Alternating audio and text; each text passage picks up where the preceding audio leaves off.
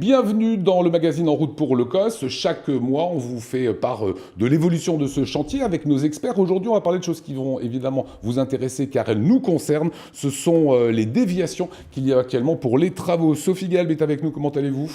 Très bien, merci. On est ravis Bonjour. de vous accueillir. Bonjour, Stéphane Janvieno, ça va bien ? Oui, bonjour, merci. Vous êtes le directeur des opérations Socos. Alors, vous avez un pédigré comme ça, on peut le dire. Vous travaillez depuis 2012, vous avez piloté les 35 fouilles archéologiques, les déviations de l'éoduc, de gaz, de fibre optique, la mise en place des mesures compensatoires, les arbres et les mares.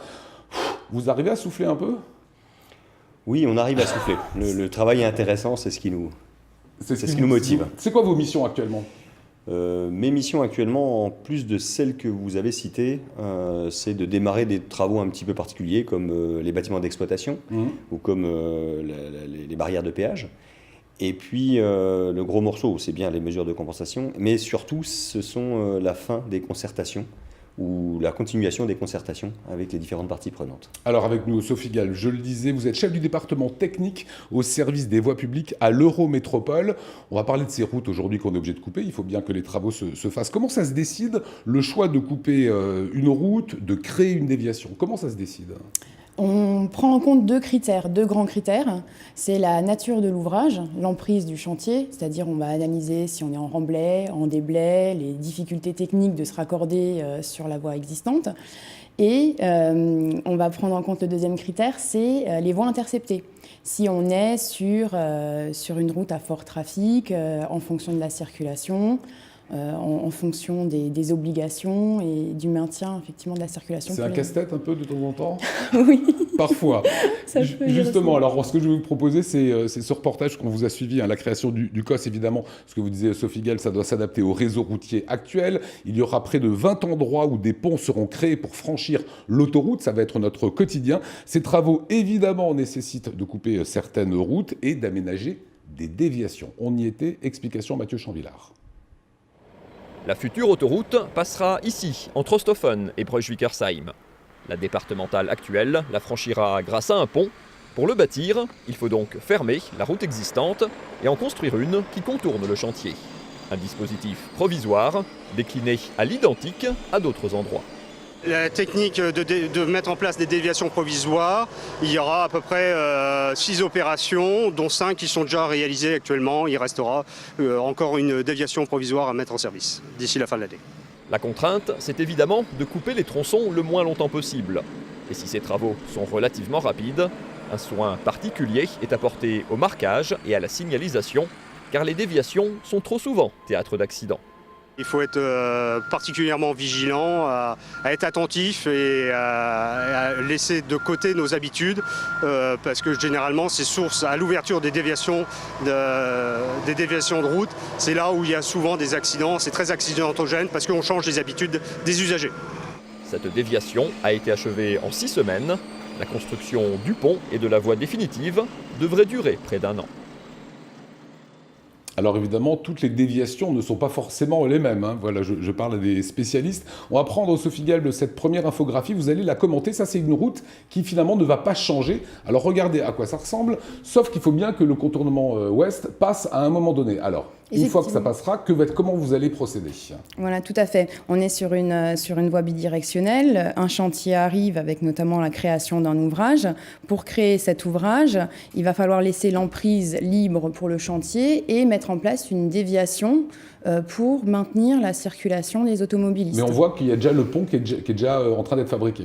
C'est ça, tout à fait, parce qu'on a mis en place une déviation juste à proximité de l'ouvrage pour permettre à l'entreprise de monter le pont et de réaliser ses travaux, tout en maintenant en parallèle la circulation des usagers. Et une fois terminé, regardez ce que ça donnera. Voilà. Et voilà, on remettra la route comme elle était avant. C'est ça, tout à fait. Pas tout à fait comme elle était avant, vu qu'elle traversera une future autoroute, mais au même endroit. Voilà. Stéphane Janvieno, vous allez commenter une deuxième infographie, beaucoup de déviations très différentes, beaucoup de créations d'ouvrages d'art. Alors regardez, celle-ci, qu'est-ce qu'elle vous évoque ? Bon, celle-ci, elle m'évoque une route existante qui présente une courbe. Ouais. Et on va certainement, dans ce cas-là, profiter de ce cas de figure pour essayer de limiter encore plus la gêne, de construire l'ouvrage à son endroit définitif. On décide de refaire cette route droite. On l'a fait droite. Et ça signifie que l'usager, pendant tout le temps de la construction, il ne va pas avoir ses habitudes perturbées. Ouais. Peut-être le visuel du chantier qui va le la route perturber, mais la route tourne lui. toujours, il n'y a pas de différence pour lui. Et à contrario, une fois que l'ouvrage sera terminé et correctement réceptionné, on réalisera la remise en circulation sur l'ouvrage neuf. Ça veut dire que là, l'usager n'aura eu finalement qu'une phase de modification de ses habitudes, ce qui est assez confortable. Pour une déviation de ce type-là qu'on vient de voir, ça prend combien de temps? En fait, si le terrain, si la topologie des lieux s'y prête, ça peut être très très rapide. Malheureusement, dans les cas vallonnés qu'on connaît, il faut bien imaginer un chantier long de plusieurs semaines, mais en perturbation pour l'usager, on va devoir, alors dans le cas de figure qu'on voit là, on va devoir couper la route entre 1 et 3 semaines, le temps de faire le raccordement. C'est finalement assez rapide. Je crois que c'est assez rapide, mais bon. Alors un autre cas de figure, celui-là il est un petit peu plus complexe, c'est Vendenheim, la création d'une section couverte. Donc là, pour l'instant, on va dire qu'il ne se passe rien, il y a juste 2 routes. Je vous laisse commenter Stéphane Janvieno. Ça fait partie des 3 ouvrages exceptionnels du COS. Ça va être enterré. Donc là, les travaux arrivent sur la droite de l'écran, c'est ce qu'on peut dire? Oui, donc il s'agit d'une tranchée couverte. C'est-à-dire que c'est un ouvrage enterré, finalement, un gros passage inférieur très très long, ici un peu moins de 300 mètres.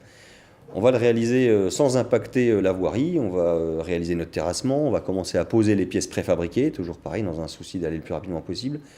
On voit De l'autre côté, on fait la même chose. De l'autre côté, on fait la même chose, et on voit surtout qu'on a reconstitué une partie de l'ouvrage terminé en termes de terrassement, pour préfigurer la déviation provisoire qu'on va pouvoir mettre en place. C'est ce qu'on va voir la slide d'après. Okay.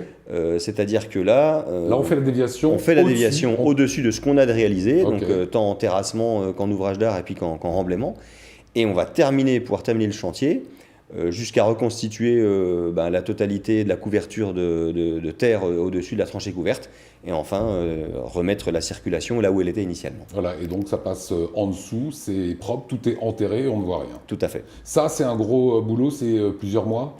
Ça, c'était plusieurs mois de travaux, Ouais. qui étaient rendus nécessaires et par le projet, et toujours pareil, par la nécessité d'impacter le moins possible l'usager. Comment ça se passe la prise de décision, Sophie Gall? Vous rencontrez Vinci, Socos, le préfet? Bien sûr, dans un chantier d'une telle ampleur, il faut différents intervenants et plusieurs réunions, que ça aille de réunions de travail, de réunions de coordination à des réunions d'information. L'objectif étant effectivement de pouvoir répondre aux besoins de l'entreprise, tout en maintenant nos missions de service public, c'est-à-dire l'écoulement du trafic, où on y associe des services de déplacement, la CTS, la compagnie de transport strasbourgeoise, compagnie de transport du Bas-Rhin, qui relève de la région, maintien aussi de la sécurité des usagers, donc c'est de la validation de plans de signalisation, de coupe, de profil, de structure de chaussée, avec effectivement aussi le maintien de tous nos travaux. Alors les travaux d'aménagement ou les travaux effectivement d'entretien, les travaux de réseau. C'est pas parce qu'on a un chantier d'une telle ampleur et une autoroute qui arrive que le reste des chantiers ne peut pas et ne doit pas s'arrêter. Ouais, c'est ça. Donc on se coordonne et on trouve des solutions en bonne intelligence qu'on fait ensuite valider par les maires. S'ensuit après toute une procédure d'information.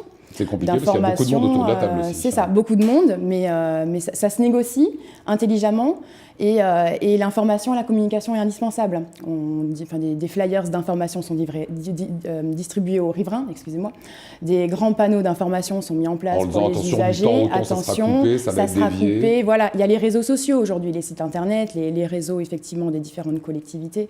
En tant que gestionnaire et aménageur du territoire, que ce soit l'Eurométropole de Strasbourg, tout comme le Conseil départemental du Bas-Rhin ou la Direction interdépartementale de l'Est, on est des acteurs effectivement, je pense, indispensables. Alors vous avez cité tout à l'heure la signalisation, c'est vrai qu'on n'y pense pas de se dire effectivement, c'est une déviation, c'est autant de panneaux pour avertir les gens. Vous êtes peut-être passé sur la 352, entre Molsheim et Strasbourg, la largeur des voies de circulation a été réduite évidemment pour pouvoir permettre et laisser un petit peu de place aux chantiers.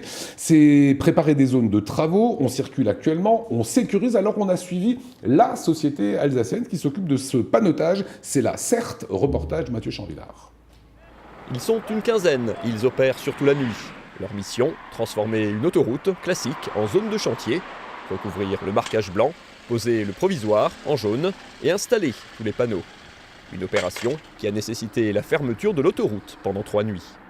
L'opération consiste à réduire la voie lente et la voie rapide de façon à dégager le plus d'espace possible pour la construction d'ouvrages d'art, la création de voies d'insertion pour le GCO. Donc tout ça pour que le chantier puisse se faire et qu'on soit en sécurité, les usagers comme les gens du chantier, quoi. Pendant 1 an et demi, il y aura donc le trafic des véhicules d'un côté et le chantier de l'autre.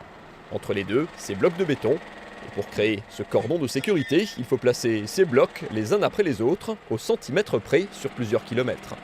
L'entreprise a même dû en acheter de nouveaux pour ce chantier hors norme. On peut mettre que 12 blocs sur le camion, ça fait 48 mètres. Donc cette nuit, on a à peu près 1000 mètres de blocs à mettre en place. On a une rotation avec 3 camions.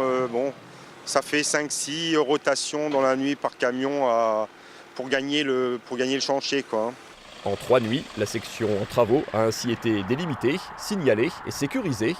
Les travaux proprement dits de construction des ponts et des bretelles de la nouvelle autoroute vont ainsi pouvoir commencer. Ils sont prévus pour durer 16 mois. Voilà, Stéphane Janvieno, je vous ai vu faire... on avance de 50 mètres en 50 mètres. Hein. Oui, c'est vraiment un travail précis. Ouais. L'été arrive, c'est la période pour vous idéale pour booster, pour avancer, pour travailler?